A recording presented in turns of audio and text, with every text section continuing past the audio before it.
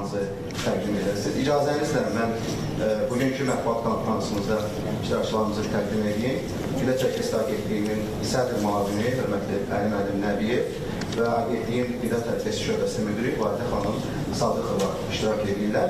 Həmçinin bugün Agentliyin məsul şəxsləri, şöbə müdürləri buradadır, Qida Təhlükəsizliyi İnstitutunun nümayəndələri buradadır, sualları cavablandırma vəzifələri hazırıq.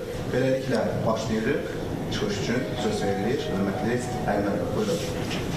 Təşəkkür edirəm İlkin müəllim. Hörmətli həmkarlar, hörmətli media mənsubları, mən də öz adımdan, agentliyin adından sizi Qida Təhlükəsizliyi Agentliyinin cari ilin 6 ayına həsr olunmuş mətbuat konferansında salamlamaqdan məmnunam. Hesab edirəm ki, artıq ənənəvi xarakter daşıyan bu kimi görüşlərimiz ictimaiyyətin maarifləndirilməsi və məlumatlandırılması istiqamətində mühüm əhəmiyyət kəsb edir. Fürsətdən istifadə edərək iştirakınız üçün sizə bir daha agentlik adından minnətdarlığımı bildirirəm. Görüşün formatı ilə bağlı İlkin müəllim qeyd etdiyi, təklif edirəm ki, formatı biraz fərqli müəyyən edək. Biz adətən rəsmi və statistik məlumatların verilməsi, daha sonra sual-cavab formatına keçirik. Bugün Validə xanımdan da xahiş edəcək ki, çıxışlarımızı minimum formada nəzərdə tutaq ki, sual-cavab hissəsinə daha çox vaxt ayıraq. Ona görə ən zəruri məlumatları, bəzi məlumatları sizin diqqətinizə çatdıracağıq. Agentlik bu cari dövr ərzində də fəaliyyət sahəsinə uyğun olaraq qida təhlükəsizliyi, heyvan sağlamlığı və bitki sağlamlığı sahəsində tədbirlərini davam etdirilmişdir və əhalinin sağlam, təhlükəsiz və keyfiyyətli qida məhsulları ilə təminatını gücləndirmək, bu sahədə nəzarət tədbirlərini görmək istiqamətində müvafiq işlər görülmüşdür. Bu istiqamətdə qida zəncirində risk əsaslı dövlət nəzarəti daha da genişləndirilmiş, saxta və təhlükəli qida məhsullarının dövrəyə daxil olmasının qarşısı alınmış, laborator müayinələrin çeşidliyi və əhatə dairəsi artırılmışdır və elektron sistemlərinin tətbiqi istiqamətində önəmli addımlar atılmışdır. Qida təhlükəsizliyi sisteminin strateji inkişafını təmin etmək məqsədi ilə agentlik tərəfindən qida təhlükəsizliyinin təmin edilməsinə dair ikinci dövlət proqramı hazırlanmışdır. Bu barədə daha öncə də biz mediaya məlumat vermişdik və artıq bu dövr ərzində qeyd olunan dövlət proqramı qəbul olunması üçün adəti üzrə təklif olunmuşdur. Qeyd olunan dövlət proqramında 10 prioritet istiqaməti üzrə azad zonaların yaradılması, qida təhlükəsizliyi ilə nəzarət məntəqələrinin qurulması, heyvanların identifikləşdirilməsinin tamamlanması və vahid sağlamlıq konsepsiyasının genişləndirilməsi kimi 60-dan çox mühüm tədbir nəzərdə tutulmuşdur. Hətta qeyd etmək istərdim ki, beynəlxalq müstəvidə də Azərbaycan təcrübəsi çox böyük maraqla qəbul olunur və bu müddət ərzində Özbəkistanda məhz Aktanın tarladan süfrəyədək prinsipinə əsaslanan vahid idarə etmə modeli əsasında Qida Təhlükəsizliyi Komitəsi də təsis edilmişdir. Bu da Azərbaycan qida təhlükəsizliyi sisteminə beynəlxalq səviyyədə verilmiş mühüm qiymətli hesab edirik.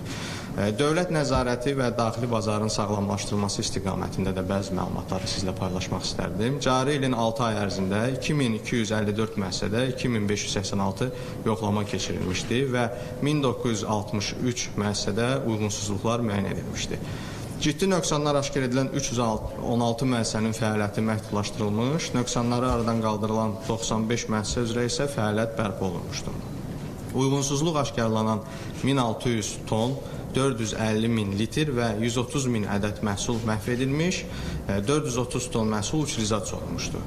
Eyni zamanda keçirilən reydlər zamanı mənşəyi məlum olmayan və istehlaka yararsız 30 tondan çox və o cümlədən 430 kiloqramdan çox at əti aşkarlanaraq məhv edilmişdir.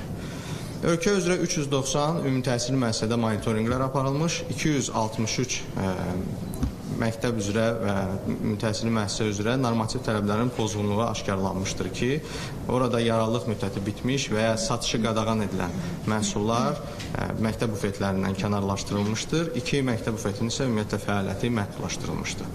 Ərzaq bazarları ilə bağlı məsələyə toxunmaq istərdim.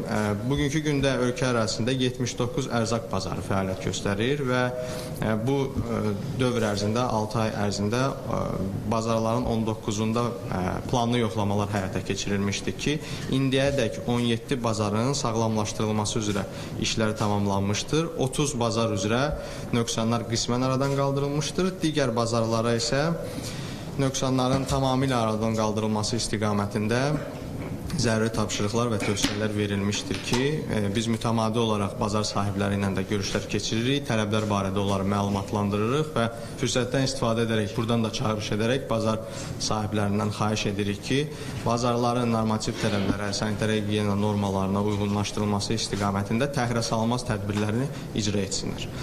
Əlavə olaraq bazarların fəaliyyəti ilə bağlı da bir yeni layihə barədə məlumat vermək istəyərdim. Agentlik ailə kəndi təsərrüfatlarında hazırlanan qida məhsullarının, süd və süd məhsullarının xüsusilə bazara dövr etməsi və orada ticarət edilməsi istiqamətində bir yeni layihəyə başlamışdı. Bu layihənin mahiyyəti nədən ibarətdir? Bildiyiniz kimi bəzi məhsullar bazara daxil olarkən onların mənşəyi məlum olmur və onların izlənməsi mümkün olmur ki, bu da qida təhlükəsizliyi sahəsində mənşəyi məlum olmayan məhsulun dövrü ən böyük risk faktorlarından biridir. Bu istiqamətdə agentlik tərəfindən həmin təsərrüfatlarda tamamilə dövlət vəsaiti hesabına sağlamlaşdırma tədbirləri aparılmış və həmin məhsulların bazara giriş etməsi üçün bazarlara qablaşdırma materiallarının və etiket formaları ilə bağlı nümunələr təqdim edilmişdi. Qeyd olunan nümunələri həmkarlarımız burada qoyublar. Biz onları saytda da yerləşdirərik və sizə də təqdim edərik ki, bu etiket məlumatların məhsulların üzərinə, olan qablaşdırılması üzərinə yerləşdirməklə məhsulların mənşəyi barədə və onların istehsalçısı barədə ətraflı məlumat əldə edə biləcəyik ki, nəticədə həm sanitar və gigiyenik tələblərə cavab verən qablaşdırma materialları, həm də həmin məhsullarının mənşəyi barədə də istehlakçılar daha məlumatlı olacaqlar. Eyni zamanda nəzarət tədbirləri zamanı bir sıra ciddi pozuntular da bu 6 ay ərzində aşkarlanmışdır ki, onlardan biri qanunsuz olaraq arıqlama məhsulları kimi təqdim olunan və onlayn ticarət platformalarında satışı həyata keçirilən bəzi məhsullardır. Bu çay, kofe, bioloji aktiv qida məhsulları kimi məhsullardır ki, onların istehlakçı hüquqlarının pozması ilə yanaşı, həmçinin tərkibində insan həyatı üçün çox təhlükəli olan və güclü təsir edici maddə hesab olunan sibuturamin aşkar edilmişdi. Bununla bağlı agentlik və ölkənin baş prokurorluğu ilə birgə tədbirlər görülməkdədir. Həmin şəxslərin məsuliyyətə cəlb edilməsi istiqamətində. Mən fürsətdən istifadə edib Validə xanımdan xahiş edəcəm ki, bu barədə çıxışında daha çox məlumat versin ki, əhali də bu barədə məlumatlansın. Eyni zamanda energetik içkilər və alkoqolsuz içkilərinin istehlakçıların hüquqlarının pozulması istiqamətində yol verdikləri nöqsanlar istiqamətində tədbirlər görülmüşdür. Bu barədə də hörmətli Validə xanım məlumat verəcəkdir. İdxal-ixrac əməliyyatları və beynəlxalq bazarlara çıxışla bağlı məlumat vermək istərdim. Artıq Azərbaycandan 70-dən çox ölkəyə məhsul ixrac edilir və bildiyiniz kimi bütün idxal və ixrac əməliyyatları tamamilə rəqəmsallaşmış formada, yəni hər hansısa bir fiziki təmas olmadan icra edilməkdədir. Bitkiçilik məhsullarının ixracı 490 min tona çataraq ötən ilin müvafiq dövrü ilə müqayisədə 11% artmışdır. Eyni zamanda Çin bazarı ilə əməkdaşlıq barədə də məlumat vermək istərdim. Çinə akvakultura, yabanı dəniz məhsulları və quş ətinin ixracını əhatə edən agentliklə Çin Xalq Respublikasının Aidiyyatı Qurumu arasında mühüm 3 protokol imzalanmışdır ki, qeyd olunan protokolların icrası çərçivəsində də Çin-Azərbaycan ticarəti də genişlənmiş olacaqdır. Heyvan sağlamlığı üzrə ən mühüm tədbirlərdən biri də bu 6 ay ərzində görülmüş tədbir kimi qeyd etmək olar ki, 11 heyvan bazarının fəaliyyəti yenidən qurulmuş, tələblərə tam uyğunlaşdırılmış və artıq fəaliyyətə başlamışdır. Bununla da nəticədə ölkədə artıq 14 heyvan bazarı fəaliyyət göstərir ki, bu yaxın günlərdə də daha bir bazar, Xaçmaz bazarı da fəaliyyətə başlayacaq. Cəmi olaraq 15 heyvan bazarı artıq ölkə üzrə fəaliyyət göstərəcəkdir. Eyni zamanda heyvanların identifikasiya işləri də davam etdirilməkdədir. Həmçinin növbəti ildən identifikasiyanın dövlət vəsaiti hesabına aparılması istiqamətində də hazırlıq işləri görülməkdədir. Fitosanitar nəzarəti və bitki sağlamlığı istiqamətində də geniş miqyaslı tədbirlər görülmüşdür. Amerika ağ kəpənəyi və çərki hekimlərə qarşı geniş monitorinqlər aparılmış. Ekologiya və Təbii Sərvətlər Nazirliyi və Aqrar Xidmətlər Agentliyi ilə birgə zəruri mübarizə tədbirləri aparılmış və bu istiqamətdə müsbət nəticələr əldə edilmişdir. Qəhvəyi mərmər bağacığı ilə bağlı ölkə üzrə 16 min nöqtədən çox nöqtələrdə aparılan monitorinqlər nəticəsində 390 mindən çox zərərverici aşkarlanaraq məhv edilmişdir. verilmişdi. Eyni zamanda bu müddət ərzində gavalının cibcibə virusu və pomidor meyvələrinin qonur qırışıqlığı virusu aşkarlanmış və o sahələrdə operativ lokallaşdırma tədbirləri görülərək təsərrüfat sahiblərinə bu barədə zəruri maarifləndirici və tövsiyə edici məlumatlar verilmişdir. Fürsətdən istifadə edərək təsərrüfat sahiblərini də çağırış edirəm ki, qeyd olunan viruslara qarşı mübarizə tədbirlərini təxirə salmadan icra etsinlər ki, həm təsərrüfatların daha tez sağlamlaşdırılması, həm daha az ziyanla üzləşməsi üçün bu çox mühüm əhəmiyyət kəsb edir. Qida Təhlükəsizliyi İnstitutunun fəaliyyəti ilə bağlı da qeyd edim ki, bu dövr ərzində laborator sınaqlar davam etdirilmişdi. 6 ayda 545 mindən çox müayinə aparılmış, uyğunsuzluq göstəricisi cəmi 0,3%-a yaxın olmuşdur. Eyni zamanda institut tərəfindən quduzluq əleyhinə vaksin tərkibli cəlbedici yemin ölkəmizdə istehsalı məqsədi ilə Quba rayonunda xüsusi istehsal sahəsi ayrılmışdı və ilin sonunda artıq həmin yemin istehsalına başlanılacaqdır ki, bu da ölkəmizin biotəhlükəsizliyi və xüsusi təhlükəli heyvan xəstəliklərinə qarşı mübarizə tədbirində mühüm rol oynayacaqdır. Belə, qısa olaraq mənim deyəcəklərim bu qədər. Sözü ötürürəm Validə xanım. Təşəkkür edirəm. Mən də media mənsublarını salamlayıram. Bir məsələni əvvəldə qeyd etmək istəyirəm ki, agentlik qida təhlükəsizliyi sahəsində olan hadisələri, görülmüş işləri ictimaiyyətə obyektiv və düzgün şəkildə çatdıran media üzvlərinin fəaliyyətini yüksək qiymətləndirir və bu əməkdaşlığınız üçün sizə səmimi minnətdarlığımızı bildiririk. Hörmətli Əli bəy, statistik məlumatları səsləndirdim. Mən isə 2026-cı ilin ilk 6 ayında daha çox ictimai sağlamlıq məsələlərinə təsir edən müzakirələri istəyirəm sizinlə bölüşüm. Bu məsələlərdən biri də sosial şəbəkələr üzərindən qeyri-qanuni formada qida məhsullarının satışı fəaliyyəti olmuşdur. Bildiyimiz kimi son illər sosial media platformaları ictimaiyyəti, istehlakçıları məlumatlandıran mənbə olmaqla yanaşı həm də aktiv satış kanalına çevrilmişdir. Bu təbii tələbatın nəticəsi ola bilər.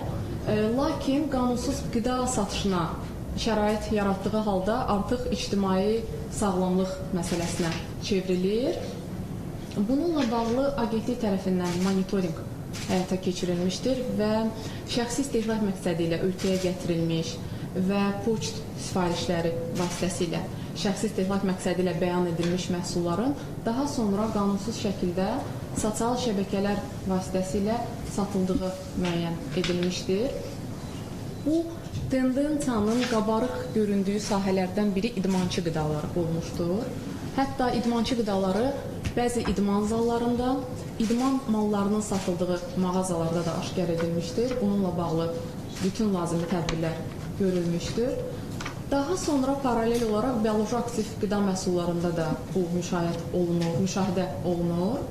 Belə ki, bəzi apteklərdə belə qanunsuz olaraq şəxsi istehlak məqsədi ilə gətirilib, daha sonra satışa həyata keçirilən məhsullar aşkarlanmışdır.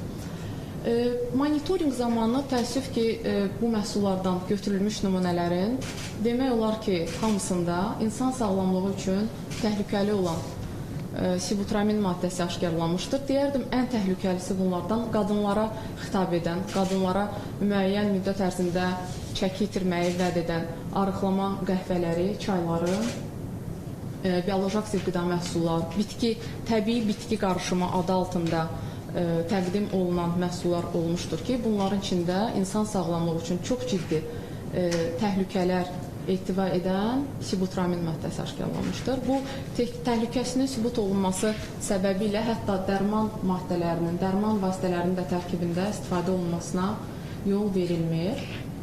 Daha sonra kişilər üçün nəzərdə tutulan məcunlar, yenə təbii bitki qarışımı adı altında təqdim olunan, daha sonra şokolad məhsullarında da çox təhlükəli olan qəflətli ürək tutmaları, insult, infarkt riskinə səbəb ola biləcək sildenafil maddəsi aşkarlanmışdır.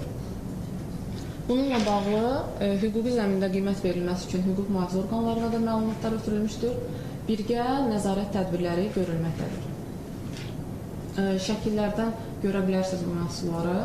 İstehlakçılara da sizin vasitənizlə sosial şəbəkədən mənşəyi məlum olmayan, dövlət nəzarətindən keçməmiş məhsulları əldə etməməyi tövsiyə edirik. Aldıqları tədbirdə isə qətiyyən, əgər alıblarsa, qətiyyən istehlak etməsinlər. Bir də sizin vasitənizlə sahibkarlara fəaliyyətlərini qida təhlükəsizliyi sahəsində qanunvericiliyin tələblərinə uyğunlaşdırmağa dəvət edirik. Çünki agentlik hər zaman qanuni fəaliyyət göstərən sahibkarların yanındadır, onların etibarlı tərəfdaşı olmağa hazırdır. Lakin qanunsuz fəaliyyətlə məşğul olan, istehlakçı sağlamlığını riskə atan, istehlakçı hüquqlarını pozan və ya buna şərait yaradan fəaliyyətlərlə bağlı bundan sonra da nəzarət tədbirləri qətiyyətlə davam etdiriləcək və agentliyin mövqeyi ondan ibarətdir ki, dövlət və özəl sektorun əməkdaşlığı yalnız qanunvericiliyə hörmət və qarşılıqlı məsuliyyət prinsipləri əsasında mümkün ola bilər və sahibkarları da bu agentliyin prinsipinə hörmət etməyə və riayət etməyə dəvət edirik. İctimai sağlamlıq məsələsinə təsir edə biləcək hallardan biri də gənclərin, xüsusilə yeniyetmələrin son vaxtlar istehlakını artırdığı və marağının artdığı qida məhsullarından biri olan energetik içkilərdir. Energetik içkilərin yay mövsümündə istehlakı bildiyimiz kimi daha da intensivləşə bilir. Agentliyin hər zaman xüsusi nəzarətində, diqqətində olan məsələdir. Aktuallığı məsələnin nəzərə alınaraq monitorinq həyata keçirilmişdir bu sahədə də və buna səbəb agentliyin 2026-cı ilin 1-ci rübündə istehlakçılar arasında keçirdiyi sorğu olmuşdur. Əfsuslar olsun ki, sorğu 500-ə yaxın istehlakçı arasında keçirilmiş sorğuda 72% iştirak edənlərin 72%-i məhsulların energetik içki olub-olmamasını onun tərkib xüsusiyyətlərinə görə yox, onların üzərindəki qrafik təsvirlər, əmtəy nişanları, qısacası məhsulların marketinqinə görə müəyyən etdikləri aşkar olunmuşdur və bu agentlik üçün çox mühüm siqnal oldu. Alkoqolsuz içki bazarında ciddi monitorinq təşkil olundu. Ölkəyə həm ixal olunan, həm də yerli istehsal olunan alkoqolsuz içkilərdən nümunələr götürüldü, laborator müayinələrə cəlb olundu, həm də paralel olaraq etiket məlumatları təhlil edildi. Sualımız bundan ibarət idi ki, daha doğrusu cavab tapmaq istədiyimiz sual bu idi ki, həqiqətənmi içki bazarında energetik içki olmadığı halda bu təəssüratı yaradan içkilər mövcuddurmu? İdxal olunan məhsullarda bu uyğunsuzluqlar aşkar olunmadı, lakin yerli məhsulların 50%-dən artığı demək olar ki, energetik içki olmadığı halda etiketlənmə və qablaşmalarında güc, aqressiya, dominantlıq simvolu olan heyvan obrazlarından istifadə edilməsi, yüksək performans və güc vəd edən İngilis və Azərbaycan dillərində əmtəy nişanlarından, adlardan, şəkillərdən, təsvirlərdən, simvollardan istifadə edildiyi müəyyən edildi. Bununla bağlı aidiyyəti dövlət qurumlarına da müraciətlər edilmişdir, birgə nəzarət tədbirləri məqsədi ilə. Bildiyiniz kimi energetik içkilər tərkibində yüksək miqdarlarda kafein və insanın mərkəzi sinir sisteminin oyacılığını artıran stimulatorlar ehtiva edə bilər. Məhz bu səbəbdən 18 yaşa dək çatmayan şəxslərə bunların satışı qanunla qadağandır. Həmçinin 18 yaşdan böyük şəxslərdə də əgər ürək, böyrək, qaraciyər, yüksək arterial təzyiq, hipertenziya, şəkərli diabet kimi hallar varsa, qətiyyən istehlakı tövsiyə olunmur. Hətta sağlam şəxslərdə belə gün ərzində 500 ml-dən artıq istehlakı tövsiyə olunmur. Bu xəbərdarlıqlar qanunvericiliklə energetik içkilərin etiketlərində göstərilməsi məcburi olan xəbərdarlıqlardır. Lakin bu xəbərdarlıqların öz məqsədinə çatması üçün, bu funksiyanı yerinə yetirə bilməsi üçün istehlakçının aldığı məhsulun etiketlənməsi ona məhsulu energetik içki və adi sərinləşdirici içki arasında ayırd etməyə imkan verməlidir. Bir məsələni burada vurğulamaq istəyirəm. Məqsədimiz qətiyyən hər hansı bir istehsalçı şirkəti və ya məhsulu hədəf almaq deyil. Məqsədimiz istehlakçı üçün məhsulun qablaşmasının, etiketlənməsinin istehlakçıya o məhsulu ayırd etməyə imkan verən formasının təmin edilməsidir. Əlavə olaraq bununla bağlı demək istərdim ki, növbəti kadrı rica edəcəm göstərək. Bu içkilər sərinləşdirici içki olduğu halda energetik içki təəssüratı yaradır. Diqqətlə baxsaq, üzərindəki heyvan şəkilləri, enerji simvolları, İngilis-Azərbaycan dilində qeyd olunmuş sözlər bu təəssüratı yaradır. Sorğu və monitorinq nəticəsi də bunu bir daha göstərmişdir. Mənim xüsusi demək istədiyim məsələ, agentliyin xüsusi diqqətində olan məqamlar və əldə olunmuş nəticələr bundan ibarət idi. Hansısa bir suallarınız varsa, biz komandamızla birlikdə cavablandırmağa hazırıq. Çox sağ olun, təşəkkür edirik. Suallara keçib ala bilərik. Buyurun. Buyurun canım.